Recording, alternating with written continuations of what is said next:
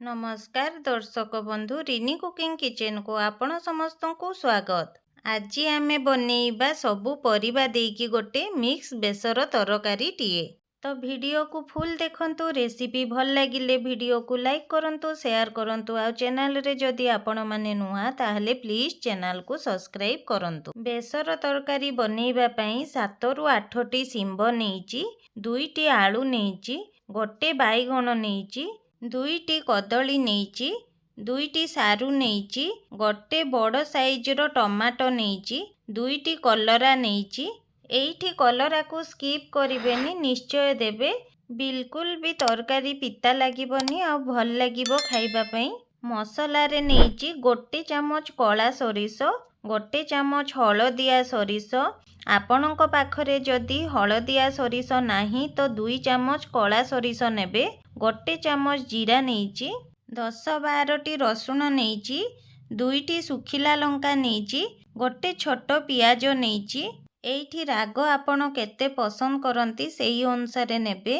एई सबु मसला को मिसेई भल करी चिकन की बाटी नेबा। एबे सबु परिबा को धोई की ताकू काटी नेबा। तो एइठी परिबा को लंबा करी की काटी नेइची। एइठी वीडियो रे जेमिति परिबा कटा हेइची ना, बस सेही परी काटी नेबे। एइठी देखि पारुथिबे आलू रो चोपा मु छडेइनी, ताकू सेमिति नेइची। कलरा को काटिला बेले जेउ कलरा रो मंजी नरम थिबो ना ताकू देबे, आ जेउ कलरा मंजी टिके टाण थिबो ताकू बाहर करी देबे। बाईगण आ कदली को पछरे काटिबा, नहले कला होई जिवो। गोटे कड़ेई रे बड़ 3 चामच सरिष तेल देइची। तेल भल भाबरे गरम हैला परे सबु काटी थिबा परिबा को देबा। आलू, सिंब, सारू, कलरा आ एई सबु को देइकी मीडियम फ्लेम रे कभर न करिकी भाजिबा। एइठी मु 2 मिनिट परी भाजी नेलिनी, आ परिबा टिके भाजी हेलानी। एबे बाईगण आ कदली को लंबा लंबा करिकी काटी नेइची, ताकू देबा। एई सबु परिबा को कभर न करिकी भल की भाजी नेबा। तो परिबा भाजिला बेले मझिरे मझिरे गोळौथिबे, नहले तळरू लागी जिवो आ भल भाबरे भाजी हेबनी। तो एइठी देखंतु परिबा सबुर कलर चेंज हेलानी आ भल भाबरे भाजी हेलानी। एबे एथिरे मसला देबा। हळदी गुंड हाफ चामच देबा, आ आमे जो मसला बाटी थिले ना ताकू देबा। मसला आ परिबा को भल भाबरे गोळेई नेबा। एबे काश्मीरी लंका गुंड गोटे छोट चामच देउची। एई सबु को भल भाबरे गोळेई की गोटे मिनिट कसी नेबा। एइठी मसला को बेसी भाजिबानी, जेहेतु सरिष बाटी की देइचु तो अल्प भाजिबा। तो गोटे मिनिट कसी हेला परे एबे सेथिरे पानी देबा। आपण माने ठंडा पानी देबेनी, पानी टिके गरम करिकी देबे, जहा द्वारा कुकिंग प्रोसेस आउ स्लो हेबो नाही। आपण एइठी जेतिकी ग्रेवी रखिबे सेही अनुसारे पानी देबे। एबे ताकू भल भाबरे गोळेई देबा। एतिकी बेले स्वाद अनुଯାयी लूण देबा। जदि आमे परिबा भाजिला बेले लूण देइथिले परिबारु बहुत पानी बाहरंता, आउ परिबा भल भाबरे भाजी होई न थांता। एबे एथिरे टमाटो को लंबा आउ मोटा की काटी नेइची, ताकू देउची।